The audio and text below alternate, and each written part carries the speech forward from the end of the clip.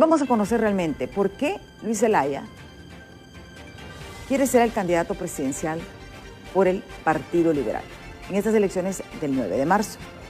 Gracias, ingeniero, por estar aquí con nosotros en Diálogo de Impacto. Buenos días, Emma. Siempre un gusto estar contigo aquí en Diálogo de Impacto. Me quedó cuando dijiste, dejó la academia y hiciste una sonrisa. Sí, porque usted estaba bien. ¿Qué locura hizo este señor? O sea, usted estaba bien y tal vez usted pensó que podía ser, o sea... Sí, creí. ¿Se arrepiente de haber dejado la academia? Sí, y lo sigo creyendo.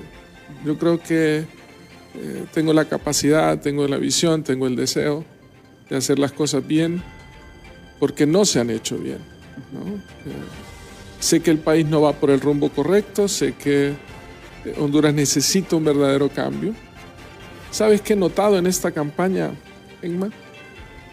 Hay una apatía, hay una desconfianza total de la gente hacia la clase política, hay frustración, hay un desánimo, una apatía en general, ¿no? O sea, y eso es peligroso porque al final termina que la gente pierde la esperanza en el país, ¿no? Y con lo que estamos viviendo, en las noticias de impacto que mencionabas al inicio, pues es claro, ¿no? De que si no resolvemos los problemas estructurales del país, vamos a tener una situación adversa, porque aquellos que miraban la salida a sus problemas, huir de Honduras, pues se van a dar cuenta que esa no es la vía, ¿no? Entonces va a ser complicado para el país, ¿no? Sí. ¿Por qué insiste usted, después de todo lo que le ha sucedido? O sea, a usted lo quisieron hasta meter preso. Sí. Intervinieron hasta en sus asuntos familiares, lo llevaron a la parte política. ¿Por qué Luis Zelaya no desiste de continuar en política? Tal vez mi resiliencia, ¿no? O sea, mi forma de ser, mi carácter, porque hoy por hoy, insisto, o sea, ver lo que le pasa al país, para mí sigue vigente, ¿no? Yo no iba a participar en este proceso, en este particular proceso, pero bueno, las circunstancias de lo que pasó en el Partido Liberal, ¿no? Cómo abren el partido, por oportunismos, por intereses, esa es la verdad, ¿no? O sea, cuando Eduardo Maldonado dice que no, entonces un sector del Partido Liberal se queda sin candidato y busca y abre ilegalmente las puertas del partido, como si el partido fuera un junker, ¿no? Hay que abrir y que entren todas las piezas, ¿no? Chocadas de otros lados, ¿no? O sea, y eso pues obviamente me motivó a volver a participar, ¿no? Ver esa frivolidad con la que se manejan los problemas del país, tú lo dijiste atinadamente en la introducción, ¿no? O sea, todo se reduce a bailes, todo se reduce a TikToks, ¿no? Todo se reduce a ponerse camisetas y hacer show, ¿no? Mediático. Y nadie toca los problemas estructurales del país. Sí. Por eso nosotros vamos a hacer esta ronda de conocer realmente usted su propuesta, porque obviamente un plan de gobierno es cuando es candidato presidencial. Ahorita lo que es propuesta, usted la basa en 5 pilares fundamentales. Así es. El primero, y no hay ningún orden específico, te los puedo dar. Obviamente seguridad y desarrollo es uno de los pilares de nuestro modelo. Y nosotros lo reflejamos no solo en la propuesta, sino en la acción. Nuestros designados presidenciales, Emma, son designados presidenciales con propósito. No son figuras decorativas.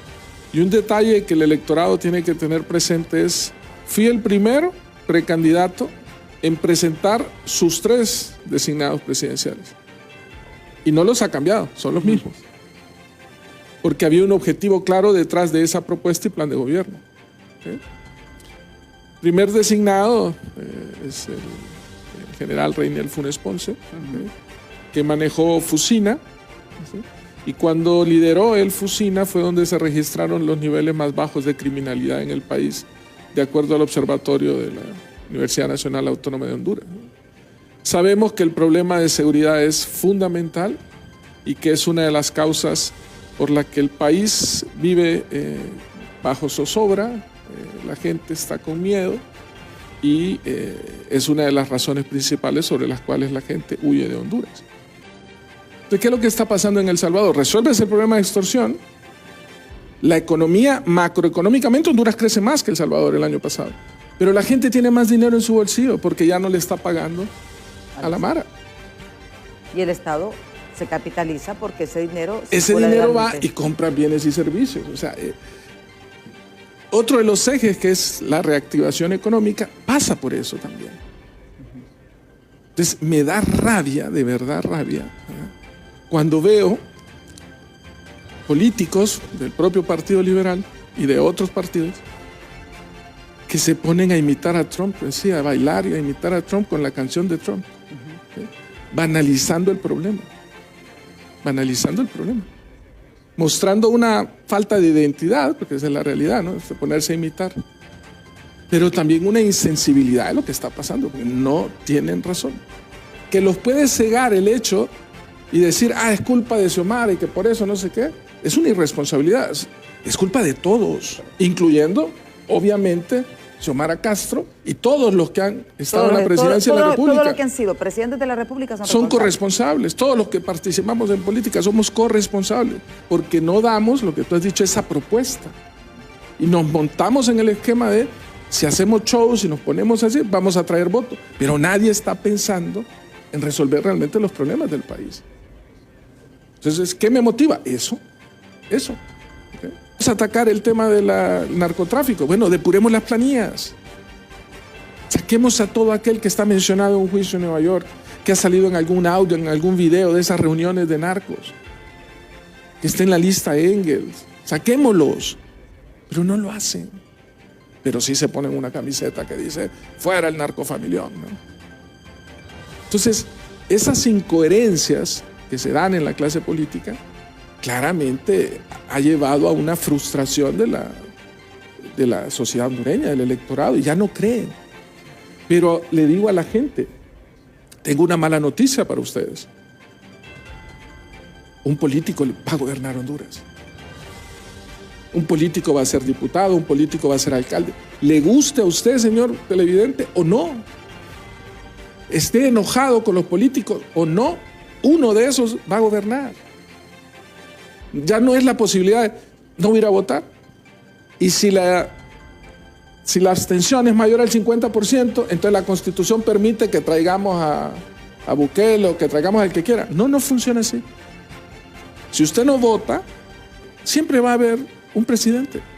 Le guste o no le guste. Yo he escuchado hasta empresarios decir, no, yo no me meto en política porque eso no me afecta. Y es que, qué miope, ¿no? La visión de la gente. Entonces, somos todos corresponsables de lo que ha pasado en el país. Cuando vemos, por ejemplo, usted define 5 puntos. 5 puntos que son Estado de Derecho con institucionalidad, educación, salud y protección social con equidad, seguridad ciudadana, reactivación económica para la generación de empleo, gobierno tecnológico y eficiente. Son los 5 pilares. Cuando lo he escuchado hasta ahorita, o sea, hay una deuda histórica con el pueblo hondureño en materia de educación, salud y empleo.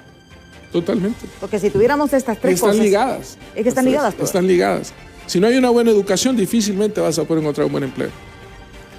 Si no hay oportunidades en un ambiente de seguridad ciudadana y seguridad jurídica, pues no va a haber la inversión.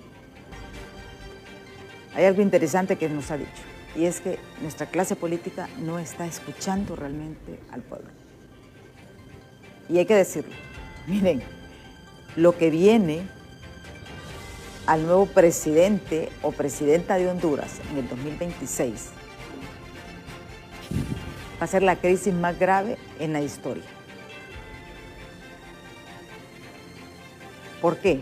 En estos momentos son las remesas las que sostienen la economía. Ya nos decía el ingeniero, es demasiado poco el porcentaje de producción agrícola, teniendo todo, porque aquí el problema es que nos hemos acostumbrado también a vivir de las remesas, a no trabajar. Y el que trabaja quiere un montón de dinero. Viene una nueva realidad para Honduras. Y por eso es importante que usted le consulte a los precandidatos qué van a hacer con tal cosa. A mí me interesa la educación. ¿Cuál es su plan de educación? Antes ya tenemos varios mensajes, pero sí me quiero focalizar en eso. Un pueblo educado es un pueblo desarrollado. Lo vimos, Alemania fue el ejemplo, una transformación. Singapur. Han sido todas las transformaciones económicas y sociales han sido a través de la educación. El mismo China. China cambió toda su estructura en base a la educación. Y la educación, ENMA, transforma vidas. Yo soy un ejemplo de movilidad social ascendente. Mi abuelo no sabía leer y escribir, era analfabeto. Aquí en Santa Lucía, cerca.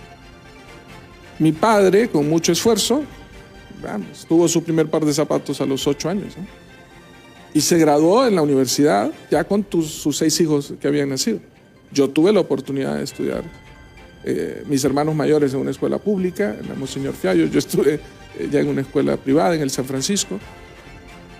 Y es la educación la que va. Ya tuve el esfuerzo igual de mis padres, pude estudiar fuera, maestría, posgrados, etc. ¿no? Pero logras esa movilidad social a través de la educación. Entonces, el problema estructural de la educación en nuestro país es que los gobernantes no lo entienden. Porque no le reditúa un crédito político en el corto plazo, ¿no? Los resultados los vas a ver a 10, 12 años, ¿no? Cuando yo dejé la universidad, ENMA, la penetración de educación superior en Honduras era de un 14%. En Costa Rica era cerca del 50%. ¿no? Es decir, más del 50% habían tenido acceso a educación secundaria, universitaria. Hoy Costa Rica se está acercando al 60%, 10 años, 8 años después. Entonces, si tú cambias el currículo, le das la oportunidad al joven para estudiar de forma pertinente, no les enseñamos a los niños contabilidad básica. Manejar un presupuesto, pues. O sea, manejar un presupuesto, hacer un emprendimiento. Va el niño a estar, le va a ayudar a su papá en Trojes, ¿cómo va a manejar? Bueno, que aprenda la fermentación, cómo es el proceso del café. Y ahí le enseña ciencias para que mejore el proceso de sus papás, para que pueda hacer las conversiones y no lo estafen con los coyotes cuando lo llegue. Es el sentido eminentemente agrícola y forestal. ¿Okay? Hay que recuperar el CURLA. Un país eminentemente agrícola y forestal. Su universidad agrícola está, de la Autónoma, en La Ceiba. De los casi 8.000 millones que recibe la Universidad Autónoma de presupuesto, ¿okay? ¿Sabes cuánto es el presupuesto del CURLA? 280 millones, creo. Para 5 carreras. Y el 95% se va en gastos operativos. O sea que solo un 5% para laboratorios, para equipos, para investigación. No, y la situación también que haciendo las mismas carreras, ¿verdad? Porque la misma. De esas 5, solo una es de agricultura. Y no hay zootecnismo. No hay veterinaria. No hay biología. No hay biología marina, sí. Teniendo 700 kilómetros, ¿no? ¿Cuánto es de costa? No escuchamos a la gente. No vas donde un pescador y le dice, ¿qué pasó? Entonces dice, no, aquí estoy yo. Hace 10 años yo traía 3, 5 quintales. Ahora no me ajusta ni uno. Y vemos, por ejemplo, CURLA versus. CURLA es Nacifor, porque hay que decirlo también, ¿verdad? Versus Zamorano. Yeah. Se están innovando. Zamorano se está innovando. Sí, pues son 1.000 estudiantes en el Zamorano. Exactamente. O sea, y es privado y es una educación de calidad. Pues tenemos que llevarlo también a masificarlo a la educación pública. La educación pública tiene que ser de calidad y tiene que convivir con la educación privada. Porque si la educación pública es buena, ¿qué lógica tiene que alguien tiene una buena educación gratis, se va a ir a una universidad privada? Y lo vemos en Estados Unidos. Lo vemos en Estados Unidos. En Estados Unidos hay universidades públicas y universidades privadas. Exactamente. Pero, por ejemplo, las escuelas, por ejemplo, realmente la mayor parte de las personas en Europa también van a las escuelas públicas. No, y va en función de dónde vives. Exactamente, exactamente. En el vives entorno, en esta zona, te toca esta escuela. Exactamente, estas son las opciones que tienes. Y eso es lo más importante. 2 cosas, ¿no? Primero, tiene claro el tema de la unidad. Tiene claro también el hecho de que... ¿Usted está claro en eso? Sí, sin lugar a dudas. Y él lo resume, ¿no? Yo lo pongo en esta frase. Ni que regresen los que estaban, ni que sigan los que están. Y ese es el Partido Liberal. Pero para hacer algo distinto. El Partido Liberal tiene la oportunidad en estos momentos, sin lugar a dudas, de hacer un cambio por Honduras. Pero tiene que hacer el cambio con ideas liberales. Tú eres liberal, tú sabes de los principios y la doctrina liberal. Es pensar en la gente. En el bien común. En el bien común. Ese liberalismo es empoderar, es que el joven, la persona, todo sea dueño de su propio destino, para que pueda ser capaz de desarrollar su libertad. Pero para eso el Estado tiene que darle oportunidades, no darle privilegios a unos cuantos, a todos, para que él, bajo su libertad, que es lo que defiende el liberalismo, sea dueño de su propio destino. Eso es lo que no es hoy. ¿Está secuestrado el Partido Liberal? Sin lugar a dudas, sin lugar a dudas. Y sigue. Y lo que decía Francisco de la unidad, sí, con un proceso transparente y limpio. ¿Desde cuándo el CNE sabía que venía el TREP y la huella dactilar? Firmaron el contrato en septiembre. En septiembre, y aquí hago un llamado al CNE, en septiembre firmaron el contrato del TREP. Sabían que el TREP se maneja con conectividad y hay 1.728 centros de votación hoy, al día de hoy, que no tienen conectividad. Hace 2 semanas saca una licitación el CNE, un sábado para entregar el miércoles las ofertas. Y no indica cuáles son esos centros de votación. ¿Quién va a participar? O es una negligencia absoluta, o son las mismas triquiñuelas de siempre. Porque 1.728 centros de votación es el 20% de los centros de votación totales. Y en esos 20% de centros de votación se aglutina el 30% aproximadamente de la carga electoral. 1.800.000 votos, sin huella dactilar y sin TREP. Y lo sabían desde que firmaron el contrato en septiembre. ¿Vamos a tener más votos rurales entonces? Esa es la transparencia que quieren. Y desde la cúpula del Partido Liberal son los que se han opuesto, y su candidato oficialista, a que haya TREP y huella dactilar. O sea, es el Partido Liberal. Claro, el que más se ha opuesto. ¿Por qué? La unidad pasa irremediablemente por la transparencia en el proceso electoral, sin triquiñuelas. No quisieron inscribirme, no pudieron. Dijeron, a Luis Zelaya no lo vamos a inscribir. Se inventaron que debía no sé qué, nunca lo probaron. Estuvimos en una reunión en el Central Ejecutivo, ahí está Alan Ramos y otros miembros del Central Ejecutivo. Y Alan Ramos le dijo, Luis, no tienes problema si llamamos a la contadora del partido, que es la misma que estaba cuando yo presidí. Y la llamaron. Y le preguntó, y hay un acta notarial de esa reunión. Se dio fe de lo que se habló ahí. Alan Ramos le preguntó, ¿presentó Luis Zelaya la liquidación de los fondos? Y la contadora contestó, sí. Ahí habíamos como 12 personas. Y luego le preguntó, ¿se le presentó al CNE la liquidación? Sí. Son unos mentirosos, porque saben que el liberalismo está claro, que ahí está la gente que habla. Yo no puse anuncios y dije, voy a estar, hablen, ni tú estás filtrándolas. La gente está clara, pero esa cúpula que tiene secuestrado al partido quiere seguir en lo mismo. Y la gente ya se cansó de lo mismo. El Partido Liberal hoy tiene una oportunidad histórica sin lugar a dudas. La unidad es imprescindible, pero pasa irremediablemente por un proceso transparente y limpio. No podemos repetir lo del 2017 y ni lo del 2021 en las internas. Tiene que haber TREP y huella dactilar en el 100% de las urnas, en los centros de votación, y esa es responsabilidad exclusiva del Consejo Nacional Electoral. Sí. Vamos a leer